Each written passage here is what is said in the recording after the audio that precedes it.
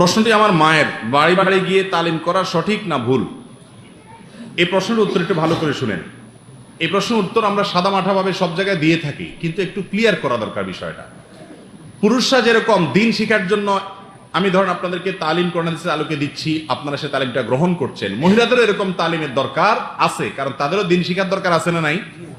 তাদের দিন শিক্ষা করার কয়েকটা পদ্ধতির একটা হলো, মা বাপ, ভাইয়েরা, বাপ ভাই, এই সমস্ত লোকেরা, স্বামী, তারা বাহির থেকে যা শিখবে বাসায় গিয়ে মহিলাদেরকে সেটা শিখাবেন, এটা একটা পদ্ধতি। আরেকটা পদ্ধতি হলো, পুরুষরা যখন শিখবে তাদের জন্য আলাদা পর্দার সাথে বসার ব্যবস্থা থাকবে, তারা সেখান থেকে শিখবে, এটাও পদ্ধতি। এই পদ্ধতিও রাসূল আকরাম সাল্লাল্লাহু আলাইহি সাল্লামের যুগে ছিল। মহিলা সাহাবীরা আলাদা রাসূল আকরাম সাল্লাল্লাহু আলাইহি সাল্লামের কথা শুনেছেন, নসিহত শুনেছেন। আর তৃতীয় আরেকটা পদ্ধতি হলো, মহিলারা নিজেদেরকে নিজেরা তালিম করবে। একজন মহিলা তিনি কোরআন হাদিস থেকে যেটা জানেন সেটা অন্যদেরকে শিখাই দিবেন।